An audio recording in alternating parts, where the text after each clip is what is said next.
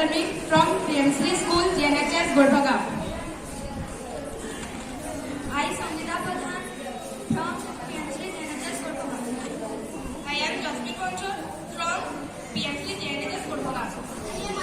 I am Ayush Goel from PMC JNHS, Godbhaga School.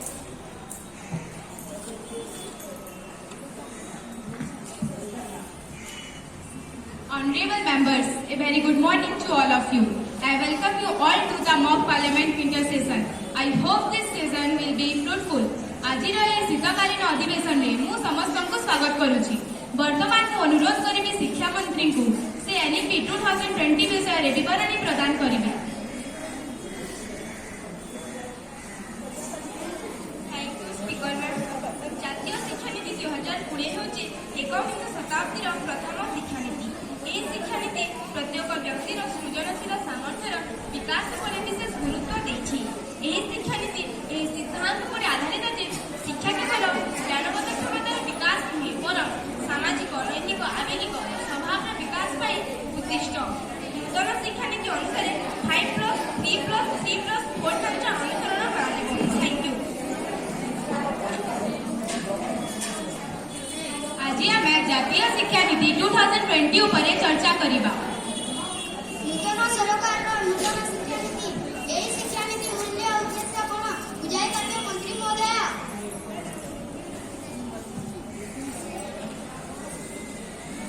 ଶିକ୍ଷାନୀତି 2020ର ଉଦ୍ଦେଶ୍ୟ ହେଲା ବିଦ୍ୟାଳୟ ଶିକ୍ଷାର ପ୍ରସଙ୍ଗ ହେଉଛି ଆଦିଶିଶମ ଯତ୍ନ ଓ ଶିକ୍ଷା, ମୌଳିକ ସାକ୍ଷରତା ଏବଂ ସଂଖ୍ୟା ଜ୍ଞାନ, ପାଠତ୍ୟାଗୀ ହାର ହ୍ରାସ, ବିଦ୍ୟାଳୟରେ ପାଠ୍ୟକ୍ରମ ଏବଂ ଶିକ୍ଷାଦାନ, ବିଦ୍ୟାଳୟ ସଙ୍ଗମ। ଉଦ୍ଦେଶ୍ୟ 2 ହେଲା ଉଚ୍ଚ ଶିକ୍ଷା, ଗୁଣାତ୍ମକ ବିଶ୍ୱବିଦ୍ୟାଳୟ, ଆନୁଷ୍ଠାନିକ ପୁନର୍ଗଠନ ଓ ଏକୀକରଣ, ଅଭିପ୍ରେରିତ ସକ୍ରିୟ ଓ ଦକ୍ଷ ଶିକ୍ଷକ, ଧନାମୂଳକ ଶିକ୍ଷାର ପୁନର୍ଗଠନ।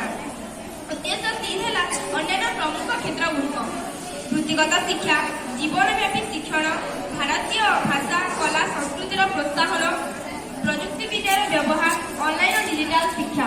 ଧନ୍ୟବାଦ।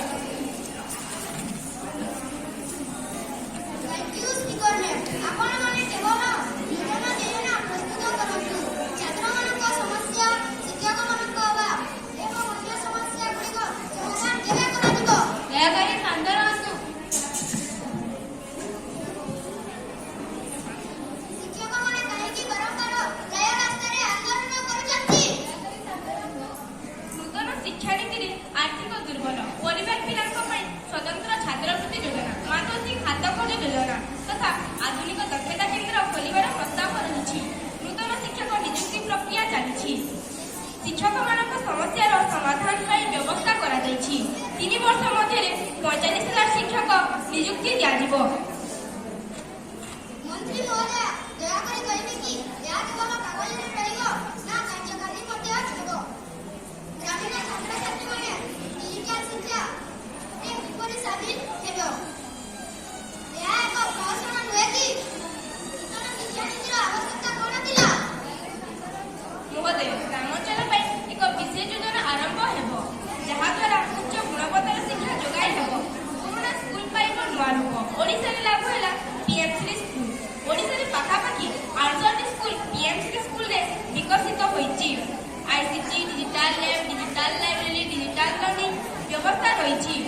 ଓଡ଼ିଶାରେ ପିଏମ୍ସି ସ୍କୁଲ ଯୋଜନା ବା ପ୍ରଧାନମନ୍ତ୍ରୀ ସ୍କୁଲ ଫର୍ ରାଇଜିଂ ଇଣ୍ଡିଆ ପାଇଁ ଭାରତ ସରକାର ଓ ଓଡ଼ିଶା ରାଜ୍ୟ ମଧ୍ୟରେ ବୁଝାମଣା ହୋଇଛି। ପିଏମ୍ସି ସ୍କୁଲଗୁଡ଼ିକ ଜାତୀୟ ଶିକ୍ଷାନୀତିର ପୂର୍ଣ୍ଣ ଭାବନାକୁ ନେଇ କାର୍ଯ୍ୟ କରିବ ତଥା ମୌଳିକ ଉପାଦାନକୁ ପ୍ରଦର୍ଶିତ କରିବ। ଏହା ସବୁ ବିଦ୍ୟାଳୟ ପାଇଁ ଏକ ଉଦାହରଣ ଭାବରେ କାର୍ଯ୍ୟ କରିବ। ପିଏମ୍ସି ସ୍କୁଲ, ଯାହା ପୂର୍ବ ସରକାରର ସ୍କୁଲ ଥିଲା, ତାହା ପୁନଃ ନାମକରଣ ଓ ଟଙ୍କା ପରିବର୍ତ୍ତନ କରି ପିଏମ୍ସି ସ୍କୁଲ କରାଗଲା କି ନା ସମ୍ପୂର୍ଣ୍ଣ ନୂଆ ସ୍କୁଲ କିଛି କରାଯାଉଛି? ଏହାର ଜବାବ ଦିଅନ୍ତୁ ମନ୍ତ୍ରୀ ମହୋଦୟ। ଆମ ପ୍ରଧାନମନ୍ତ୍ରୀ ଶ୍ରୀ ନରେନ୍ଦ୍ର ମୋଦିଙ୍କ ପ୍ରାଥମିକତାରେ ରହିଛି। ଜାତୀୟ ଶିକ୍ଷାନୀତିର କଳ୍ପନାକୁ କାର୍ଯ୍ୟକାରୀ କରିବା ଦିଗରେ ପିଏମ୍ସି ସ୍କୁଲ ଏକ ମହତ୍ୱ